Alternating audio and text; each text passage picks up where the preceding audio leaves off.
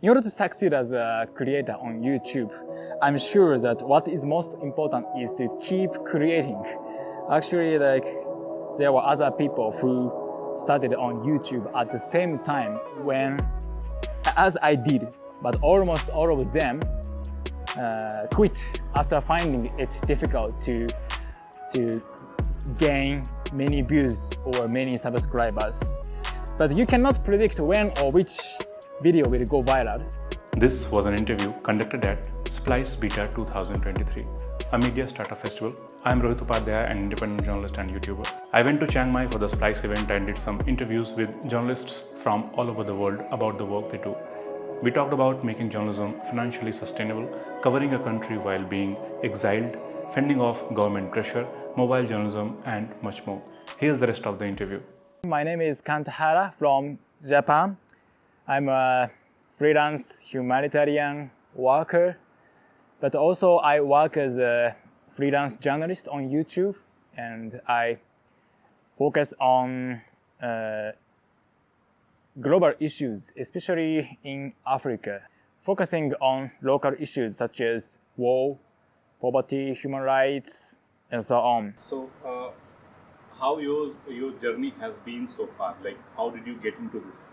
After I graduated from university, I started my career as a humanitarian worker, freelance humanitarian worker, and I was working in Uganda to support local children. But as you know, after the pandemic of COVID-19 started, I couldn't go out of Japan and I couldn't visit Africa. So I was thinking what I can do for the world or for Africa. So I started posting videos to explain the issues, especially in Africa, on YouTube. And after I keep posting videos, like 1 year after, several videos went viral, actually all of a sudden. And thanks many people subscribe to my channel. And after pandemic ends, I started my new career as a creator. I traveled to different countries in Africa, such as Uganda, Burundi, Congo, to cover local stories. And I shoot videos. Sometimes I shoot videos by myself. I have interviews with local people, and I edit those videos by myself to cover the stories where mainstream media does not cover. And I post those videos on my channel to make more opportunities for Japanese people to get interested in the issues of Africa or humanitarian activities. What do you think about YouTube? How YouTube has played a role in your life?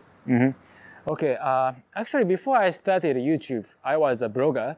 I was making use of blog, a text-style media, to address the issues or share my activities with people. But almost over 90% of people who come to my blog were already interested in those issues because they search the keywords, the related keywords on Google, and they come to blogs. But on YouTube, more than 90% of viewers watch my videos because they happen to come across it thanks to YouTube's recommendations. So now, thanks to YouTube, I can reach much more audience who are potentially interested in those topics. So when I was a blogger or when I was using text-style media, I could reach at the largest around 100,000 people. But now, thanks to YouTube's especially recommendation, I can reach much more people. And now, more than 260,000 people subscribe to my channel. So now, thanks to YouTube, I can reach much more people. So, do you believe that YouTube is a better platform for somebody who wants to do journalism or who wants to create meaningful content? Actually, it's a difficult question.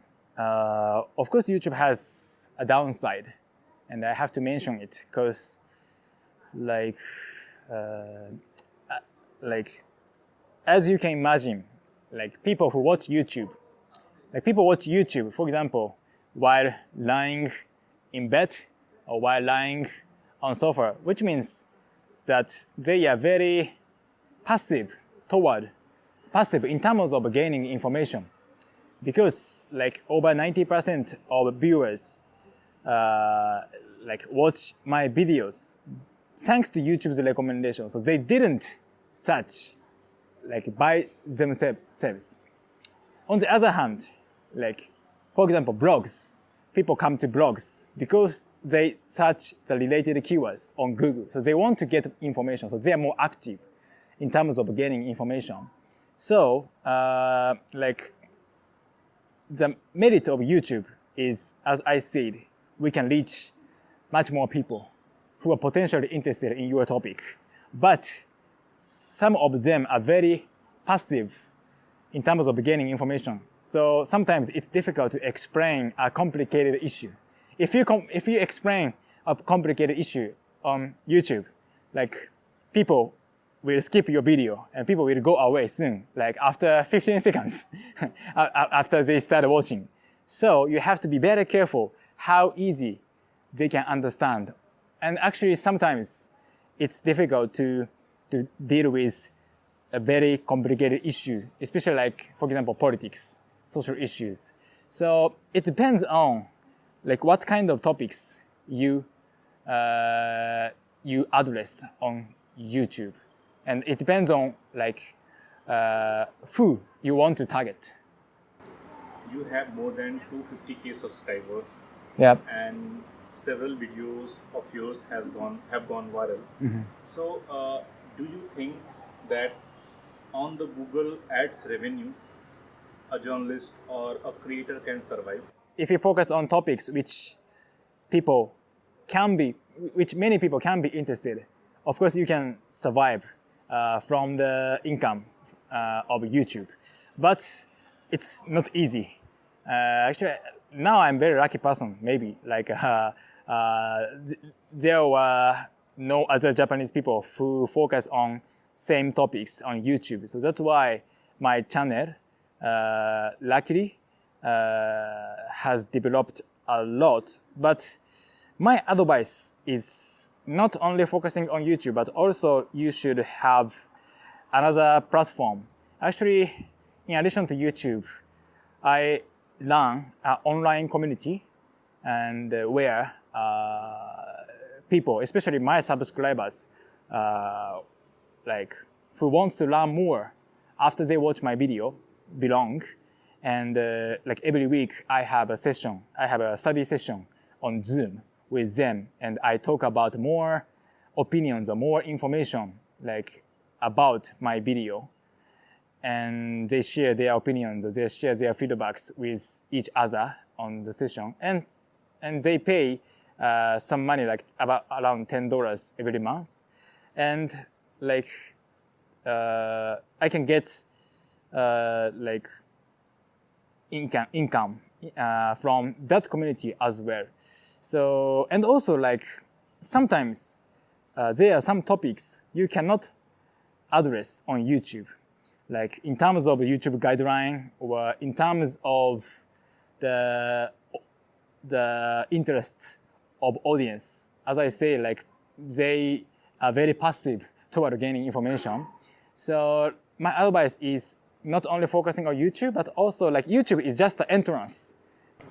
What are the other ways to maybe monetize your content or make money? Actually, thanks to YouTube,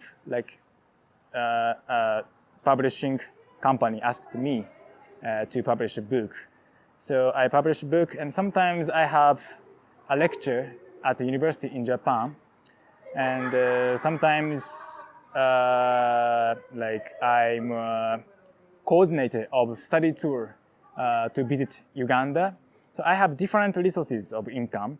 So you shouldn't focus on one income resource, but also you should prepare. You should make like 4 or 5 different resources of income. This is my advice.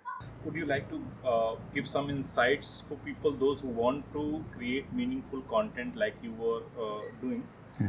Do you have some tips for them? In order to succeed as a creator on YouTube, I'm sure that what is most important is to keep creating. Actually, like there were other people who started on YouTube at the same time as I did, but almost all of them quit after finding it difficult to gain many views or many subscribers. But you cannot predict when or which video will go viral. So it is very important to keep creating until you succeed. So, but how can we keep creating? My advice is, please do not focus on the results. Instead enjoy the process while maintaining your passion for conveying your stories. The biggest reason I can keep creating is that I enjoy making videos. For example, I relish studying the topic before I start making video, or I find it enjoyable to go out into the fields to communicate with local people. And I always try to enjoy the process.